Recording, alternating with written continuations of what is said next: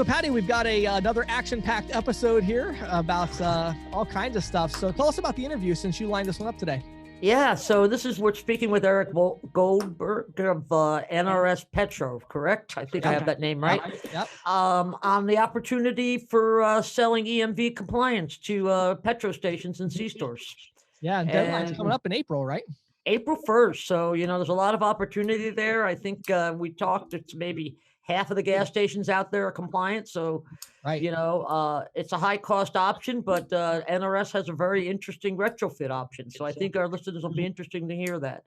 And then in my insiders report, we talk about Venmo and the competitors, fintech type competitors and what you should be thinking about. And in your questions from the field, James? Yeah, so I get pretty excited and passionate about the idea of closing sales. I talk about what really makes you a sales professional. It's making sales. Go figure. So we talk about how to close deals without seeming pushy, without going over that line.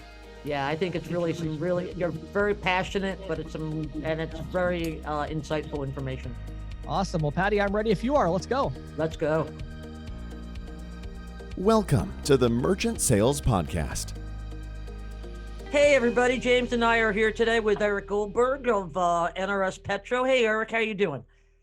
I'm doing great, Patty. Thanks so much. And hello, James. Good to see you again. Eric. Yeah. So, I know that we spoke with you, I guess it was, about a year or two ago, perhaps, when you were with Sound Payments. And, what if you wanted to, sort of bring everybody up to date on what you're up to these days when you join NRS Petro, what the company's focus is, just kind of put it into perspective since we kind of know your history. You've been at this business for a while. And I know that you're really passionate about EMV compliance and getting Petro stations up to speed. So can you fill everybody in on what you're doing? Absolutely. And I appreciate you. And thank you both for having me again. It's an honor to be back. So yeah, we spoke about a year ago and we were talking about EMV, the deadline, what it meant. A lot of these questions still resonate today. But now what I've done since then is I've actually gone out and I've taken the EMV device, which is obviously crucial and important to gas stations being compliant this April. But what I've done is I've bundled it with the point of sale, which is obviously a tool that you need, in most cases. A lot of these POS systems are out of compliance themselves. Right. And then we have a forecourt controller, which is another device. Forecourt controller, it's a tough one sometimes. I always misspell it myself, but that's another big piece of equipment that we've integrated our EMV device from. And we work closely with our partner Sound Payments that helps provide that EMV piece, but we've bundled it with our bread and butter solution, which is the NRS point of sale, which we have in the market, over 13,000 of them. And now we're able to take that device and not just for us, but for everybody else. This is really a solution, not just for our customers, but for the whole market. And we take this bundle and we're offering it to the stations. And what we have is all the tools in our pocket to help the individual station. And we'll get into this, but we do a site survey for each gas station, and then that helps us know what pieces of the solution do we need to sell. Because each station is different, each one has different needs, POS types, forecourts. We'll jump into that, but that's where I'm at now. I'm in the market. We're going direct to the customer. We're working with different pump service companies throughout the U.S. You can see my map here. We're making more relationships every day. I got a couple pins in the Jersey, New York area, and we're expanding that all over the country. So we're out. We're working with gas stations. We're working with hundreds of sales agents throughout the country in different partnerships, and we are installing stations. Love it. Oh, that's awesome. So Eric, and I've had the opportunity to work pretty closely with NRS over the last few years, and I think it's really exciting. I love what you've done. If you still have this partnership with Sound Payments, but kind of bringing that full circle to have kind of the ISO type relationship as well. So now you've got the point of sale. It seems like you've kind of got the full, really the full package of what these fuel stations need. So let's zoom out a little bit before Patty gets into all of her questions about this. I really want to know, where are we at? So, they moved the deadline back 6 years at this point, I believe, something like that. 6 or 7. Right. Somewhere along that line. Hard to keep up. Yeah. So, tell us about that. Why, what's the current state of the fuel market? Petro stations, why the deadline keeps getting moved back? Why? How do you see this playing out, here in the short term? And what's the current state of the petro, industry? That's a great question, and something that we always use in the industry are our friends Connexus They are the governing body when it comes to the Petro C-store, environment, the language that things speak to. And they've got this great resource. It's the survey that they do every quarter or season. And the most recent survey that they had pegged the market at about 40% EMV compliant. Now, that was a couple of months ago, but maybe we add a few percentage points to that, et cetera. We're still in the middle of the COVID-19 pandemic. It's very tough. If you look at the history of EMV at the pump, there's 5 major points as to why it hasn't, picked up more. That's the lack of hardware, the lack of software, the extensive certification process today, the lack of technicians, and then essentially everything, all the other details in between, the managed network service providers, all the little details that are helping constrain things today. So where we're at is, if you take 10 gas stations out of a hat, you're going to have 5 that really are gung-ho. We understand what's going on. We need to upgrade. We get it. And those are people that we're installing left and right. Then you're going to have a few others that are a little apprehensive. Oh, the deadline? What do you mean? It got extended 6 years? It'll get extended again. Or I don't have enough fraud to justify this today. So they think. That's another 3. And then the last 2 are more like, hey, not interested, or we can do it, but it's just more apprehensiveness, but they always end up coming back. So what I'd say is, due to the extensions and due to especially the pandemic, sometimes the last thing people are thinking about is accepting a chip on people's cards at the pump. It's more like, hey, supply chain management, the vendors, an employee is sick. We're sanitizing the pumps, the stores. So it's definitely on people's minds. It's not on everybody's mind, but I would say about half the pumps out there are probably EMV compliant, and most of those, probably 80% or more or less, depending on the survey, I got to double check, but are mostly branded. Most of the big brands have programs that the oil companies help them with, and there's distributor subsidizations going on and all these different things. But no one's really thinking about the end of the tail. All the independent, unbranded stations that don't have the wallets or the contracts or the special agreements set up with big oil or big Amazons of the world, the distributors in the fuel world. So I would say that. I think, Patty, before you jump in there, one thing I just realized that probably we should mention to our listening audience, those that maybe didn't listen to the last one, is just what we're talking about in general here. So for those that don't realize, there's supposed to be EMV compliance, meaning you can use a chip card. And so there was a deadline. It was quite a while back for retail restaurant type businesses. I think it was 2015. Yeah, I think it was like October 2015 or April 2015. Mm-hmm. Right. And so the idea is, any business that's not EMV compliant, that's not able to take that chip, then there's some fraud issues where any of these fraud transactions, now the merchant becomes liable for that rather than the bank or the card brand. Right. But because of fuel stations and what Eric's going to talk about today, and kind of the extensive and complicated process that existed before, with there wasn't solutions like this, for them to become EMV compliant was very complicated and expensive. So they gave that deadline, they pushed it out further, but now that's coming up in April, right? Right. So in April, now they have to. I just want to throw that out there so our audience knew kind of what we were talking about. Right. And it's also probably worth noting that it was supposed to be last April, and probably would have been last April if it hadn't been it was supposed to be October 2020. And if it hadn't been for COVID, it probably would have been October 2020. I just wanted to throw that out as but let's speak, if you don't mind, Eric, just really briefly to what are the risks and costs of not being EMV compliant. I mean, James referred to the fraud, but I think it goes a lot deeper than that, right? And also we might want to explain, you might want to talk about the fact that a lot of these gas pumps are havens for skimmers, for card skimmers, right? 100%. I'm fortunate to, really originally be from New Jersey, where we have attendants pump our gas, and the same as Oregon, which is a little different for us. But everywhere else, I mean, these are unattended devices that are just sitting there. And if you look, if you just Google, there's a different skimming attack every day. Right. So essentially, where we're at with this is, according to the Connexus survey, if people do not upgrade to EMV at the pump, they're facing around $200,000 of additional fraud and chargebacks and liabilities over the course of the next 7 years. So if you extrapolate that out, it's almost $3,000 a month extra that people will be facing. And what happens that a lot of people don't know, is that chargebacks and different things will occur behind the scenes, and it won't even hit their statement. So when they say, oh, I only have $100 of chargebacks a year, there's not too much to justify, upgrading. To be honest with you, it's a scenario where there is more happening behind the scenes, and that will all go to the merchant. So if same thing happened in retail. I spoke to someone close in that industry when EMV came out. There was a lot of big businesses that took the risk and said, hey, we're not going to upgrade to EMV. And within 1 month, they racked up hundreds of thousands of dollars of chargebacks and fraud that they were on the hook for, and they immediately upgraded. So, Wow. If they don't upgrade, they can certainly do that. And that there's no law that says if you're not upgraded by April 15th, that you're shut down or there's a fine. Right. There's none of that. It's just that now you're on the hook for things you maybe didn't see before or fraud that you didn't know about. Right. And again, the fraud that you don't know about, just to sort of go back, like we were talking a moment ago, is because of these are unattended. Anybody with a master key, and there's a lot of fraudsters out there who know how to get those master keys, can go up to the mom and pop gas station at 1 o'clock in the morning, open it up, insert a skimmer. They're extrapolating that data and then selling it on the black market.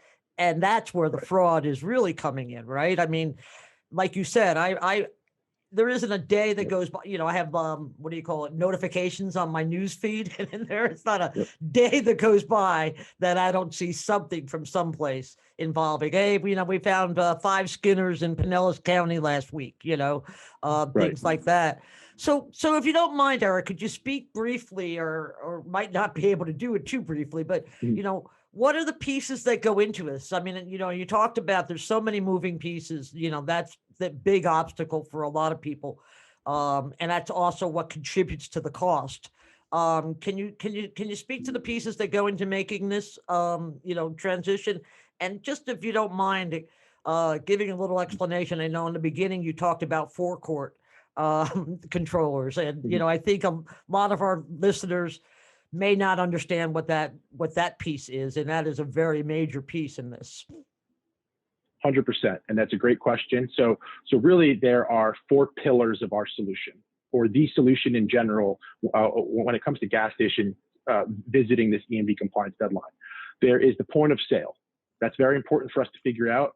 Our survey has a bunch of questions on it, but if we know what point of sale they have, that gives us, hey, is it EMV compliant already? Can we work with it? Because we are integrated with, there's a lot of people made the transition to buying new point of sales over the past couple of years. Right. They might have spent $10,000, $15,000 on a point of sale and a forecourt controller, which we'll get to, combo. And we recognize that. So it's important for us to understand what point of sale do they have? Can we work with it? If so, we integrate to it. Our pump devices work with that. It all speaks to each other. If we don't work with it, then we have our point of sale to sell, NRS Petro point of sale. The second piece is the forecourt controller. And that's FORECOURT, forecourt controller. And think of this as a middleman device, piece of equipment. It helps the EMV devices at the pump speak to the POS in the store. It's what controls the pumps. So we took a lot of time and energy to integrate our point of sale and the pump devices to this forecourt controller. So we need to look at that device at the current station. Is it out of compliance? Is it 10, 20 years old? Most of them are. However, some are newer and we can work with. So we explore that.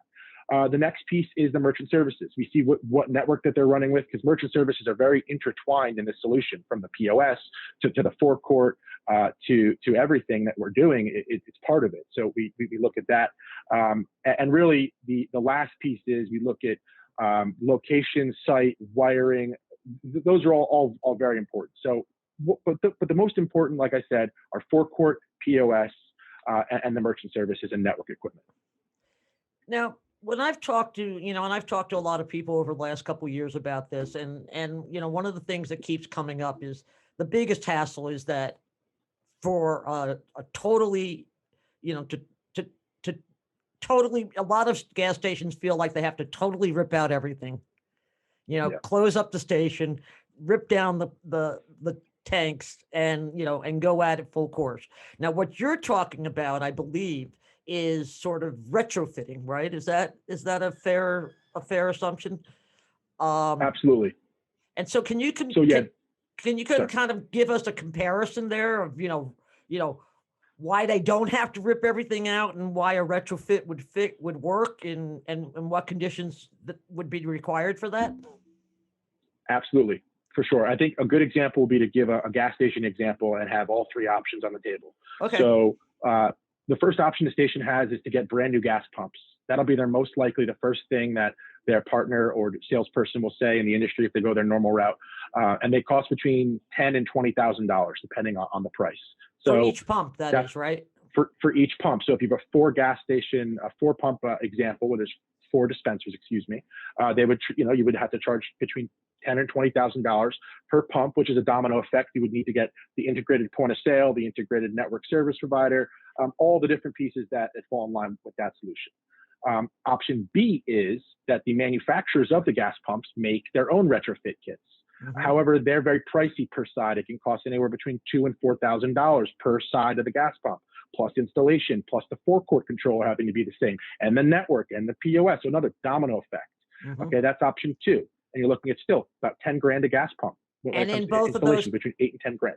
And in both of those cases, they have to close down for at least a time, right? Right. They're going to take the pumps down. Their network's going to be down. There's really no way about it in terms of, everything being 100% operational. Things have to be changed. Right. When you take a gas pump out, there's cables that go underground. You lose in-store revenue. There's construction. Sometimes permits are needed to be had. Mm-hmm. And that opens up all sorts of, things. So those are the 2 options they have today. Now, sometimes the pumps are too old and they can't retrofit them. So they say, wow, you have to get a brand new pump. We have to rip it out. That's where we come in all scenarios, because our device, the NRS EMV Easy Pump, works on pretty much all gas pumps. I mean, I got sent one from the 1930s I had to turn down yesterday. It was Are like you from serious? the Jurassic era, right? But wow. Exactly. So I say all, and they're like, but no, I mean, if you're pumping your gas by hand, we probably have to take a look at it. But for all intents and purposes, we look at the gas pump and we're saving. I like to say we're saving gas pumps and saving wallets. Our first gas station we installed a while back, they had an invoice for about $150,000. They had 8 pumps. They got a deal for $15,000 a pump. They had a POS quote. I think it was, like I said, it was $140,000 or some odd dollars. We were able to come in and do each pump, each side for $1,000. Wow. And they saved their gas pumps. They didn't have to rip them out. I mean, a lot of these gas pumps out there are perfectly fine, clean nozzles. They work properly, except not for having EMV. So why rip it out? Why affect your business, especially in a pandemic? Save your gas pumps. That's what we're trying to preach. Right. That's all. And then in that scenario, you're saying they wouldn't have to shut the whole station down because you could go through and do the pumps kind of one at a time because they're being retrofitted with your solution.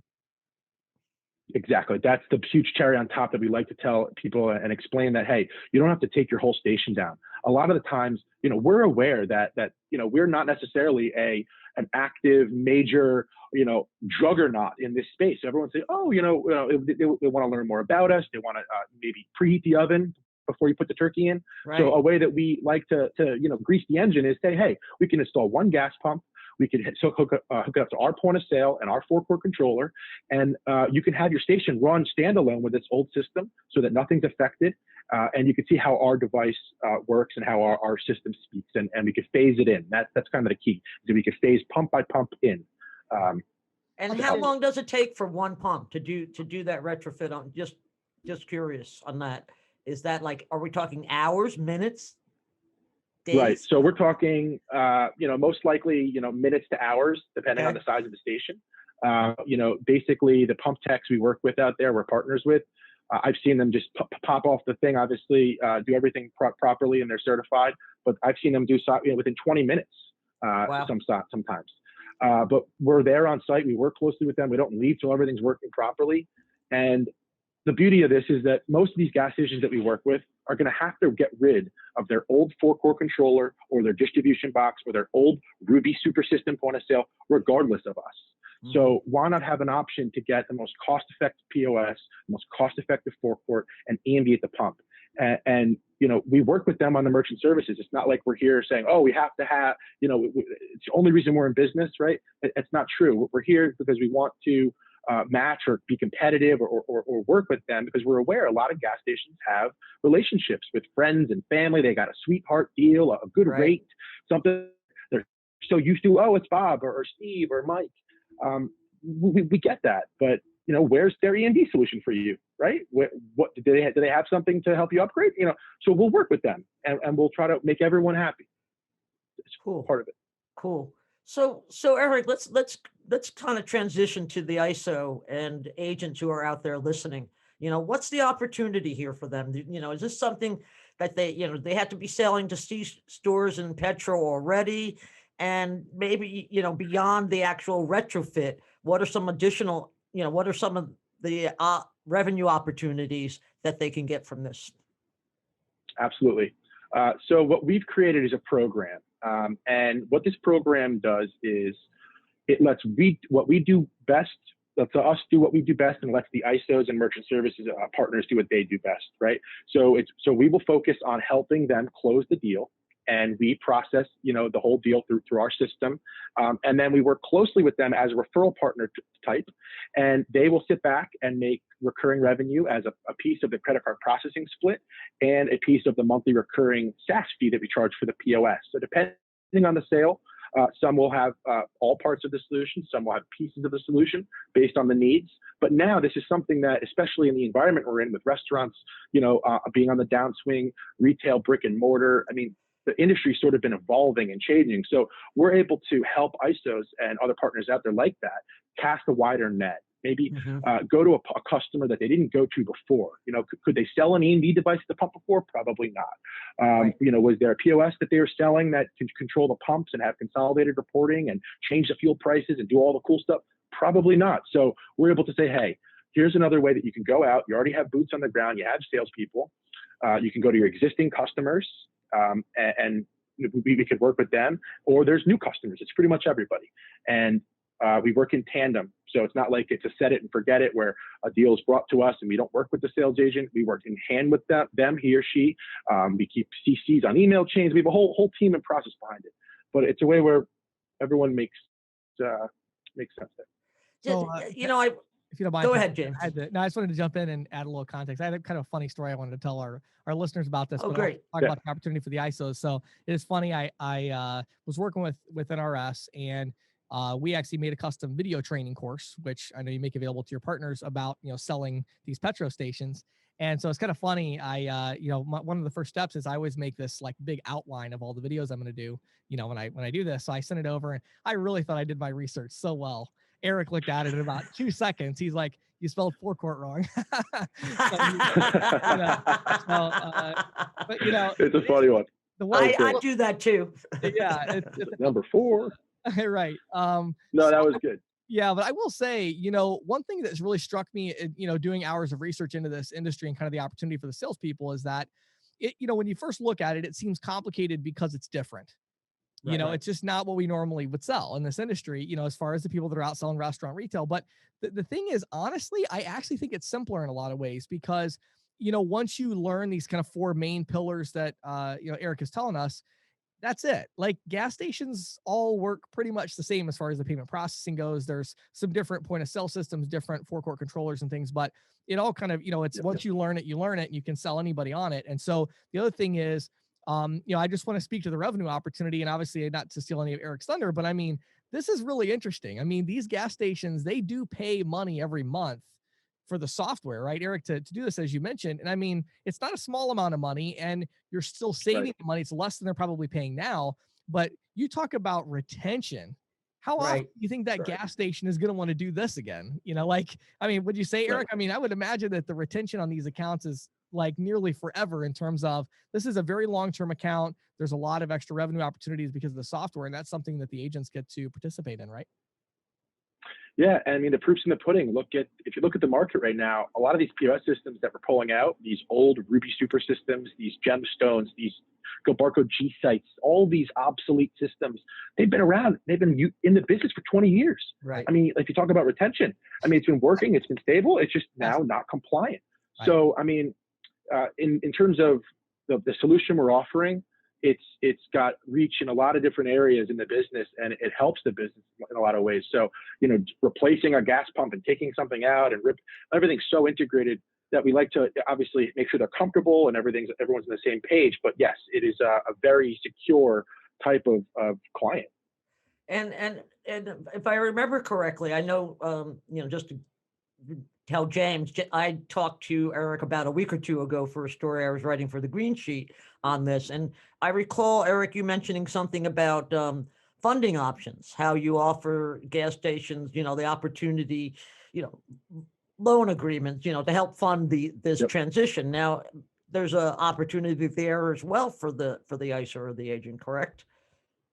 100%. I mean, we have our own in-house funding for deals that we'll have. So it's getnrsfunding.com. It's our own division. It's like a cash advance type, because we are aware, it's not just for us, but for any ISOs as well that do financing or funding. We're all aware that $15,000, even though our invoice is $15,000 or $20,000, and we're Still a saving lot them of money. $100,000, it's still a lot of money. Right. I mean, hey, it's a lot going on right now. So why not take this investment and break it out over 60 months or 36 months, or have a monthly payment, no money down, and you're installed the next day, you're compliant. So Right. that's something that we like to offer, to make sure that people know that there's options. Yeah. Well, this has been really cool, Erica. One of the things I'm wondering is that, given the state of the market, 60 or 50 or 60% still out there non-compliant. Obviously, they're not all going to be compliant come April 1st. What's your best assessment of the window of opportunity that exists for selling EMV compliant, systems to AFD, automated fuel dispensers? So, I sit on a lot of different association, calls and people in the industry. And I could say that part of what I've heard from colleagues and people in the space is we think it's going to be about a 1 to 2 or 3 year transition. Okay. If you look at retail, some people, businesses didn't transition, some did quickly, some didn't. But everyone, now pretty much accepts retail, right? It's been a 5 or 6 year or EMV Right. in retail. So we do think it'll be about a 1 to 3 year transition. Uh-huh. However, the sense of urgency couldn't be higher. I mean, if you look at the different aspects of this equation, you've got the most expensive solutions on the market. So people are in checkmate with the financial costs of it. You've got the deadline of it being about 45 to 50 days away. So there's a time aspect to this. And then you've got the financial burden this is going to put on a lot of businesses if they don't do it, that they'll maybe see over time. So I think back to my example before, out of 10 people, 5 or 6 are like, let's do it. We've been hearing about this. We see that you're the most cost-effective option. You can help save our gas pumps. Let's do it. And we're installing those people today. Then you have a few that you need to educate a little more, and it'll just be sort of the natural process of time where they see, and once their wallets get hit, unfortunately, then you'll see more come over. But that's what I'd say. Cool. James, do you have any other questions? No, I really don't. I think it's super interesting because I think it speaks to the larger theme about on our podcast, which is, we're always finding these opportunities for agents to sell more merchant accounts. But I think Right. most of the really good opportunities do require you to come out of your comfort zone a little bit. I guess Right. maybe one of the things that it would be great, Eric, is you've alluded a couple times to the survey. Maybe give a little more context to that for the agents that are listening right now and saying, that all sounds super interesting, but I still can't imagine going and talking to a fuel station owner about their Great question. forecourt controller. Can you describe the sales process and how you guys really do take the brunt of the complicated stuff? Absolutely. And it's a great question because that's what it all boils down to. So let's just say that we work with a partner that hears this podcast today and they want to sign with us. So once that's done, we get the agreement piece out of the way. Everyone's on the same page. We basically give this partner a link to a survey. And this is something that their salespeople can, in the field, fill out, whether it's on a tablet, on the fly, however they want to do it, anything with a web browser. And then NRS Petro, we immediately get that survey. And on the survey, it'll ask you that your name, your number, what's the address of the gas station, how many gas pumps do they have, what's the forecourt controller name and location. It'll say, hey, what's the credit card network? What times do the gas pumps close down? These are little details that we'd like to know. But basically, it's a very simple survey, and you can upload pictures. And once we get that, NRS Petro can quote the customer within 10 minutes to an hour, depending on when we get it. We just take a look at it, and we're able to immediately quote them. And not only is the salesperson involved in the phone calls and the emails, but I mean, it's the whole process. And we will answer all the tough questions that the customer has. They're going to have lots of questions about who are you guys? How Right. does it work? Do you have testimonials? Is there any other gas stations that have it? How does it speak to each other wirelessly? All the details, because everyone's so used to the status quo. brand new gas pumps, manufacturer retrofit, manage. So let us answer all the hard questions. All the salesperson needs to do is be a relationship manager. Introduce us to the customer, help be the engine fuel, oil that helps the engine go between all of us, and then sit back and collect residuals. And I can tell you, our POS is starting at $84.95 a month. So everyone who signs on will get $21 a month for the life of the contract, just from the software. It's $250 a year, just sitting back and making it, in addition to the credit card residuals. Right. And that's something we could talk about deeper with individual companies. But it's a way to add 2 more arrows in your quiver that you weren't selling today. And we could do all the hard question answering. We would just lean on you to be a great relationship manager and partner with us. Very good. Love it. Love it. So, I'm sure there are some folks out there listening who want to learn more about how they might work with NRS. Where would you send them, Eric? So I would first advise everyone to go to nrspetro.com. And we have, a great website that shows the actual countdown to the EMV deadline. So if anybody's curious, you can actually pull that up and see the ticking countdown right there. Right. We've got our pricing all over that website, NRS Petro pricing. You can see the software bundles, the warranties, we have an e-commerce package, which is huge, right? So I recommend going to nrspetro.com, and we will work with each company and partner individually. So if there's someone listening and they would like to set up a call, we go through the whole sales pitch. We'll share a marketing deck. In fact, we'll help train your salespeople. So we could do a webinar. We could do co-branded marketing documents with your team, and we'll work hand in hand. Awesome. Thank you so much. And so nrspetro.com, correct? Yeah, and you can find us as an approved vendor on the Connexus EMV resources website too. We have a great relationship with Connexus and NACS, the National Association of Convenience Stores, and we've been we're an approved vendor. So it's great to have that as well.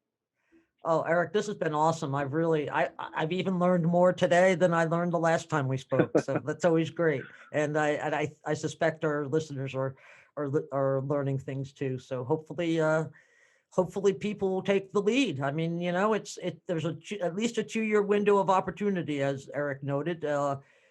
I would be out there doing it if I was a sales rep. I love all the information. I think, again, opening these opportunities up, maybe there's, 10 of our listeners that are going to actually grab hold of this and go do it. And they're going to be the ones that are going to increase their residuals by $2,000-$3,000 a month a year from now. And as you mentioned earlier, that's probably a 20-year account instead of a 3-year account, Right. Yeah. And just one thing I want to add too sure. is that we're sharing the credit card processing residuals, and they're getting a larger pie. Because if you think about just doing merchant services in a convenience store, you're withheld to what comes in the convenience store. Right. But now you're going to be getting not only just the monthly credit card, the monthly SaaS MRC, the monthly recurring charge piece, but they're getting a large portion of the credit card processing for the whole station. So the pumps, all the volume that goes through there, all the volume in the store, all the e-commerce additions we're doing. So it's a percentage of a larger pot. I just want to keep that in mind. And that's true. I mean, even the fill-ups alone are larger than the average C-store ticket. So right. 100%. Great. Awesome. Great stuff, Eric. Thanks so much for joining us today and sharing all that helpful information. I know our audience is going to love it, and I'm sure a lot of them will head over to nrspetro.com and check it out. James and Patty, thank you so much. It's a pleasure, and I look forward to working with you more in the future. Take care. Same here, my friend. So, Patty, real quick word about our sponsor, Valor Paytech, all kinds of exciting things. Actually, you know what I just realized, Patty? I didn't think of this till now we're recording it. I just got the email from them that they are putting out their new Android device. So they actually have the touchscreen terminal now. I think it's going to be the lowest cost one on the market. Excellent. So they're always innovating, always coming out with new stuff. I'm sure we'll be interviewing them about that and putting some more information out in the coming weeks. But all that to say, if you're selling standalone terminals to merchants, whether it's cash discounting, surcharging, traditional processing, doesn't matter. If you're selling standalone terminals to merchants and you're like, I really wish I had something that worked well, that had the omni-channel integration, head over to ccsalespro.com/Valor, VALOR. Check it out. Thanks, James.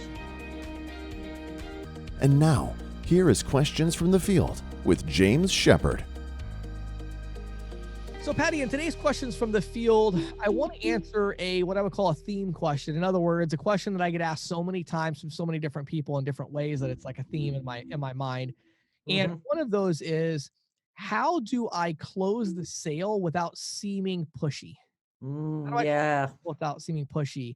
Um, and so this question gets asked to me in a lot of different ways. One of my favorite ways that I'm able to uncover this issue is salespeople will tell me things like, everybody really seems to like me. I really connect well with merchants. I feel like I have a really good pipeline. And I'm like, how many sales have you made in the last week? And they're like, Right. none. Okay. Oh, How many new yeah. contacts have you made? 14. Okay. And, 8 of them really like me and I have no sales. So I want to really talk about this. And I think some of this is maybe going to be a little counterintuitive to some of our listeners. Um, Okay. but I would encourage them to have a bit of an open mind and not mind me, kind of giving you a hard time for a minute. Okay. So let me explain that if you end a week and you're a sales professional, which Hmm. means you sell people things, Right. if you end a week and you got 8 people to like you and none of them bought something, can I say to you that that was a failure? Yeah. That is exactly the same as ending a week where 8 people don't like you and you Well, did it's not a popularity contest, no, right? it's a sale. Yeah, it's a sale. So I would submit that it is very important to understand that ending a week where everyone liked you versus not liked you is not the measure of your level of success. Success. Yeah. The second thing I would say is a lot of salespeople have this misconception that, well, these people, I think I've made a friend. I think I made a connection. Really? So you're Really, telling like, me, this is about making friends? well, my thing, yeah, right. But then also it's like, you really think this is your friend? Okay, so this person likes you so much and they're so much your friend that you offer to save them $1,000 a year doing exactly what they're already doing now, and they turned you down. Mhm. Well, that sounds like a great friendship to me. Yeah. Did they Yeah. invite you over for a barbecue or something? Like, Right. stop kidding yourself. This is not your friend. They don't really like you that much at all. Right. They like you just enough to get rid of you, Mhm. but they really don't. So I think there's this misconception that it's like, well, I'm making all these really good connections. No, you're not. If they really wanted to be connected with you that much, they would say yes. So Right. I think it's first, initially, you've got to get this idea out of your head that somehow there's some kind of intrinsic value in getting people to like you. There's value Mhm. in getting people to like you so you can sell them. Right. But if you don't sell them, there's really no value. And the last thing you have to understand is, once people have all the information necessary to make a buying decision, if they give you a maybe, your odds of getting a yes are going to go down every day, every moment after that. Mhm. Okay. Mhm. So your best shot of getting somebody to say yes is always, always, always once you have the decision maker and they have all the necessary information to make a buying decision and you believe it's the right decision to make, that moment is when you have the highest possible chance of getting a yes. You say, well, they told me they want to think about it. Okay. If you let them think about it and you come back, your odds of getting a yes are probably half, if not a Right. third of Right. what they are right now if you continue pushing forward. So how do you get them to say yes without being pushy? Yeah. So I'm glad you said that, Patty. So let me answer that question. Okay. Okay. So, first of all, we have to define pushy. All right. Okay. So, all of us have this experience growing up where we asked our parents for something. We Mhm. wanted ice cream. We wanted a new bike. New We wanted bike. something. Right. Right. Right. Now, we were pushing our parents, asking them many times for what we wanted, right? Right. And we figured out where the line was Mhm. by doing what? We crossed the line, Of course. right? Of And so course. eventually our parents said, "You're not getting any ice cream for a week because you're driving me Driving me insane. crazy. Hush." You know? And you're like, "Okay, now I know I can push mom and dad to a certain point, but I now know where that line is." And unfortunately, we are bringing up this generation of salespeople that has never crossed the line Mhm. and they don't even know where it is. And when I talk to them and they're like, well, I'm worried that they're going to be upset with me. They're going to kick me out of the store. I'm like, well, why? What did you do? Well, I asked them if they wanted to move forward and they said no. I can't say anything after that. And I'm like, How about why? yeah, I'm like, well, if you asked them 14 or 15 more times in a row, they might get really upset. But these salespeople I'm talking to have no concept of where the line is. You don't even understand, like, you can't even see the line from where you're at. It's so far away. You Mm, know, most small business owners actually come from a generation where they like it when people want their business and right. that they're passionate about it. That doesn't mean they're going to roll over and say yes. It means they're going to give you a hard time to see if you're willing to persevere through Mhm. their resistance to show them that you want their business. And so the key to not seeming pushy is to be sincere. That's the key. If you want to close sales without seeming pushy, be sincere. What I mean by Mm, that is your response to their resistance has to be sincerity. mhm. Someone says to me, James, we're not interested. We need to think about it, whatever. I say something like this. I'll say, Susan, I totally understand where you're coming from. And I appreciate that. I would never want you to make a decision that you're not comfortable with.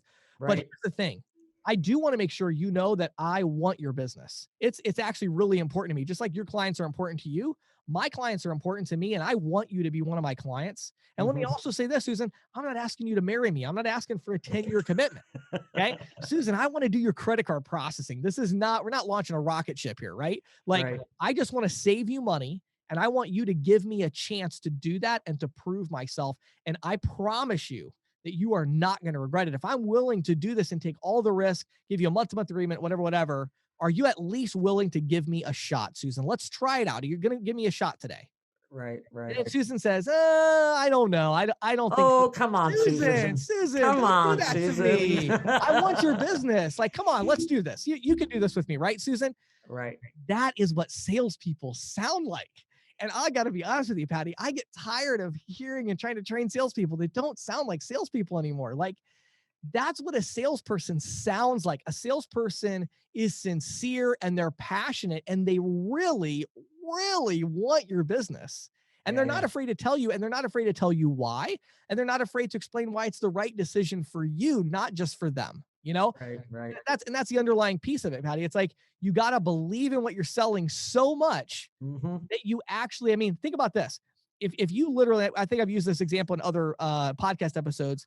If you had a $10,000 check for that business owner and it was a stimulus check from the government Right. and all they had to do was accept it, right? Uh-huh. How would you feel about yourself if you couldn't get them to accept that money? You know, wouldn't you try really hard? I mean, wouldn't you say like, Susan, what do you like? Hold on a second. Come on, just push that button. Before I walk out of the door with 10 grand in my pocket, you're telling me you don't want to accept this check?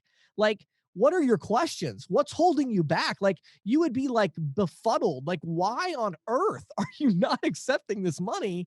And in our industry, like, that's exactly what we're doing. We're offering them savings, we're offering them increased value, increased revenue, increased profits. And so when you have that passion, that's going to come out and Mhm. they're going to see it in sincerity. And yeah, if you do this and you push and you push and you convince and you're passionate about it, yes, you are absolutely going to have business owners that are going to say, look, you know, I understand what you're trying to do, but I'm telling you, no, I'm not interested. And let me tell you something. If you're not hearing that once every day or two, you're not a sales rep. Mhm. I'm Mhm. sorry, but you're not a sales professional if you're not hearing that. So I'll Right. close with this, Patty. What I tell reps all the time that are in this situation, I always ask them this question. I say, think about the last 5 people where you talk to them and you did not get a yes. Maybe you got a maybe, maybe you got a no, but you did not sell them. You're like, okay. Right. And I say, okay, you've got these people in your mind. I said, on a scale 1 to 10, 10 being they invited you over for a barbecue, 1 being they called the police and told you to get out. Okay. Right. Right. Where are you on this scale with those 5 people right now? Mhm. And inevitably they say 7, 8. And I say, great. I want you to take it to a 3 or a 4. And they're like, what? Yeah. Mhm. Take it to a 3 or a 4. You mean that you left this person, they did not buy from you, they didn't take the check, they did not accept the money you were trying to give them, and you left them, but while they still liked you that much, What is wrong with you? What is wrong with this? You got to business? try harder to sell them. And by the time you leave, they should be kind of like, not like angry, but I mean, they should be like, that's enough, like, no, because what you're doing is you're leaving so many deals on the table. My experience working with reps is this: you're only going to close about 1/3 of the possible deals you're going to close with a one close, very minimal strategy, no Right. pushiness. You're only going to get about 1/3. The other Right. 2/3 are going to require 2, 3, 4, 5 closing attempts. Mhm. And so you're just not getting those deals. And people like me that sound like a sales rep, you're like, well, I don't want to sound like a sales rep. Why not? You are. A sales rep. Like, there's a reason that we sound like sales professionals. You know why I sound like a sales professional? Because I sell stuff. So Right. people like buying from me because they're like, man, this guy, like, he wants my business. And so Right. until you have that passion, you're going to have a very hard time in sales, because that's kind of what sales is.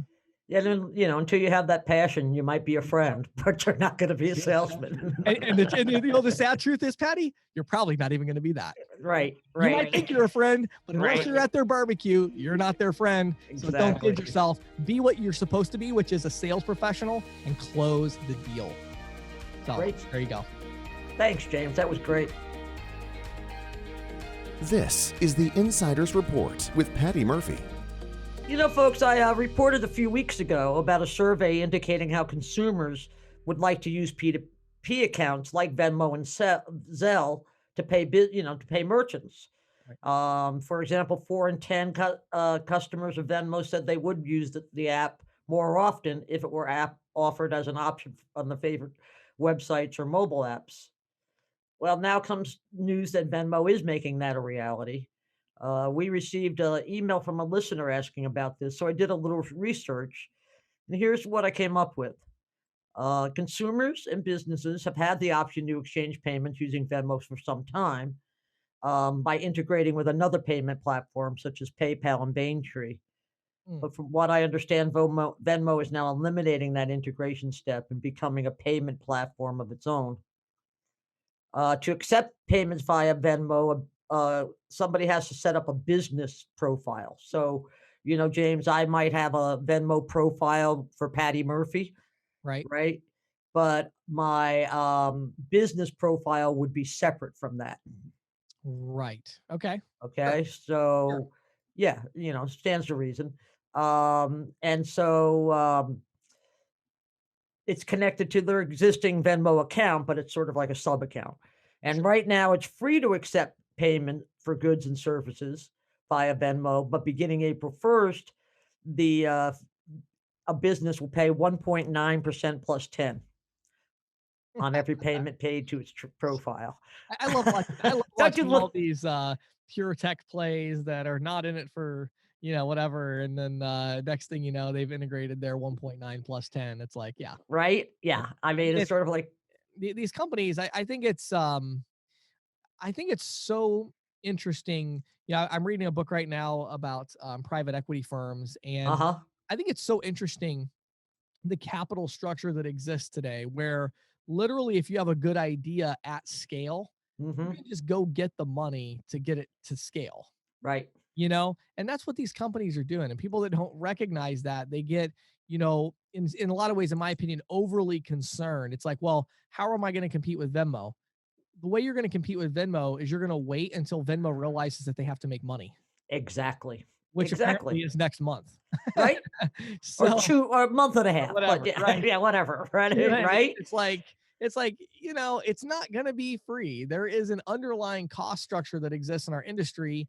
And so anyway, but go ahead. I continue. But no, Yeah. and so, Venmo has been saying for a while that you can use the app at any locale that accepts PayPal mobile payments. Right. Um, and here's the really nifty thing about Venmo. Every time somebody uses Venmo to make a payment, unless they initiate privacy settings, the transaction appears on a mobile feed for all their followers and friends to see. Mm, And that kind of goes to research okay. has consistently shown that word of mouth is the best way to land new customers. And Interesting. so now Venmo's offering a digital version of that, right? Right. I Right. mean, And here's how. that's going to drive more, I would imagine, of, right now, a limited number of Venmo users. I mean, they have a lot of users, no doubt. Right, right, Right. And so it's going to let them know, hey, that merchant accepts Venmo. I exactly. I think my big question with all this, not to steal your thunder, I'm sure you're probably getting this, but so is it in the near future with this new payment platform or whatever it is that they have, are they talking about a direct to merchant, or are they also talking about, First Data is going to be able to accept Venmo or so, you know what I mean? Like, And what that's the do you think? impression that I get is that that there's already integrations in place for PayPal and with Braintree. Okay, Okay, so it got it. seems to me that it's only a matter of time. So maybe Bef- this 1.9% and 10 cents is kind of their version of interchange in a way, yeah, right? Where it's like, yeah, okay, First Data, you can accept payments and charge whatever you want on top of the Venmo payment, but we're going to get 1.9% and 10 cents. right. And then That makes, that makes to me that makes sense. yeah, And I don't and that's the way I see it going. right. Um, there's another real upside I think for merchants in accepting Venmo, and that is same day funds. Yeah. I Yeah. mean, Yeah. we've talked about this in the past. Isn't it nearly instant? It's nearly instant, and we've talked about this in the past. It's instant to your account, but the actual transaction in the background is still having to go through the ACH or something, right? Sure. So, Sure. It sounds like it'll work kind of more like the old who knows, but I mean, I would imagine they're going to structure it kind of like American Express Direct mhm, was, where they're doing the funding and all of that, and maybe the merchant's even getting a separate statement from Venmo, right? Because Venmo has its own kind of ecosystem, right, but right, then they're allowing the authorization and everything to happen on the front end through like a First Data or a TSYS or whoever. right, right. And I think that's they have to put up some risk parameters. And one of the risk parameters when I was pouring through all of Venmo's documentation on these new business accounts, which was interesting, is that they can only accept 30 payments a day, at least at this point. Really? Yeah. So to me, And that's that's probably fraud prevention. right. And the fact it's fraud prevention, but I think it also sort of is attuned to really small businesses, right? Sure. Yeah. Yeah. I And mean, again, I mean, I guess my thing is, and it's such an interesting thing, Batty, because to me, it points out this larger trend. I think right now in our industry, everybody is terrified of the disruptors, the fintech disruptors, and with good reason. I mean, that's a threat you always need to be on the lookout for. sure, But I sure. will say the players that I've seen so far that are existing in the marketplace, their real goal is to get big enough to get the attention of the existing infrastructure. Exactly. They're not really, Exactly. it's not like they want to eliminate First Data. They want First Data to pay them $50 million a month. Mhm. So, Mhm. Venmo is trying to get big enough and get enough users to be able to go to First Data and, well, now I guess it'd be what FI or FiServe, and then go to Right. FIS, and Or FIS or whatever. right, they Right. want to go to these monsters and say you need to accept Venmo, Right. and all they have to do is get two of those. If they get FIS and Fiserv, they're done. They're done. Then they're gonna Right. then they're gonna once it's all done, they're gonna get acquired by somebody and they're gonna go live on a beach. So I think I haven't seen, if Elon Musk decides to get involved in the payments industry, I'll be a little bit nervous about that. I'm more concerned about even, somebody like a Jeff Bezos with, Amazon, and they're Oh kind of yeah. starting to get into it. That scares me because that's actually like they're literally, Amazon is literally pulling revenue that would otherwise be going into our pool into their pool. Yes. And Yes. that, to me, that's the kind of disruption that scares me. These smaller players that are coming in like Venmo and stuff that now are getting really large. Again, it just, to me, it seems like they, whoever the sales rep is that asked this question, they want you. you know, Mhm. Venmo wants you selling Venmo acceptance to your merchants. Yeah. We haven't been able to pull it off yet, but that's their But end that's goal. our goal. Yeah, that's the goal. Exactly. So just to give a little bit of background, just for anybody who doesn't know, Venmo is a mobile app that's owned by PayPal, which already claims that it has 200 million shoppers worldwide. About 65 million of those use Venmo. But here's the interesting thing: Venmo contributes only about 4% to PayPal's overall revenues, according to company statements. Right. People that use it don't use it very much, and the reason is because of merchant acceptance. Right. Right. It's not And you can't use Venmo everywhere. so, further monetizing this, is obviously a new focus for PayPal. Right. Right. And they look at it as, the user base for Venmo is much younger and slightly more fluent than the average consumer. Right. So that makes it good. Obvious competitors with this are Google Pay, Apple Pay, and of course, Zelle, the bank-owned mobile payment app. Yes. And, Zelle, for its part, has also been reaching out to small businesses. Right. Several banks that offer it as a merchant payment acceptance and are not charging anything. Right. U.S. Bank, for example, is waiving all Zelle payment acceptance fees until the COVID-19 pandemic is over. Right. At which point it'll be 1.9% and 10 cents. And exactly, right? I mean, Again, it's just, but I think you bring up an interesting point. You could say Apple Pay is a quasi competitor of some kind to this, right? mhm, mhm, Because a competitor meaning consumers using their phones to make payments, I right, guess, right? right, Well, what is the very first thing and again, even Apple Pay, which is really not taken off like a rocket ship, right, but is a significant player, no doubt.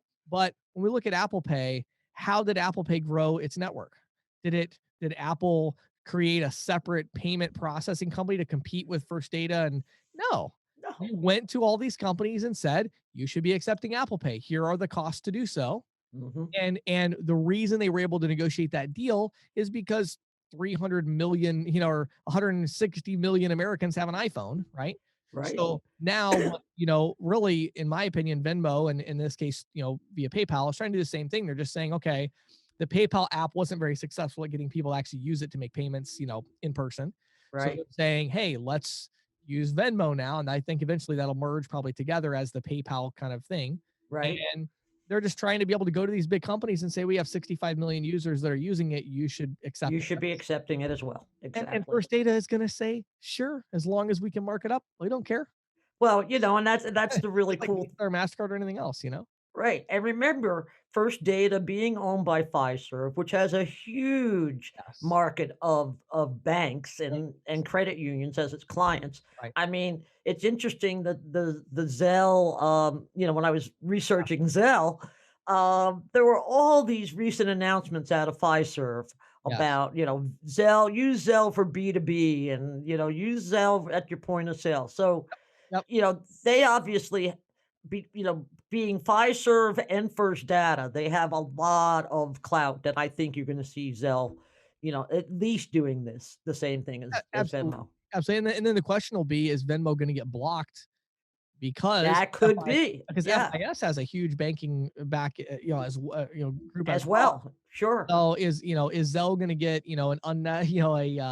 unfair advantage in a way? I mean, not really unfair, but a big advantage a just leg because up, right? a leg up because it's like, hey, they've already got all the banks. And and come to think of it, now that you say that, it's interesting. I mean, I'm kind of surprised that it's not been a bigger push to get the ISOs to sell Zelle acceptance to merchants through Yeah. their merchant account.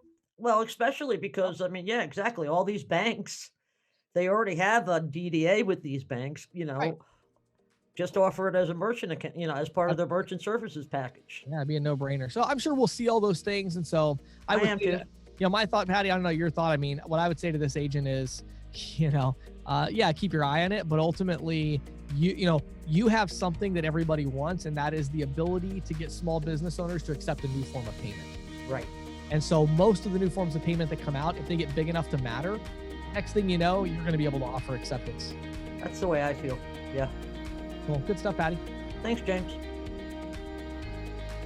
This episode of the Merchant Sales Podcast was brought to you by Valor Paytech, the technology company that is revolutionizing cash discounting and surcharging with innovative features like dual mid support, waive the fee options, and even adding non-cash adjustment charges to tips.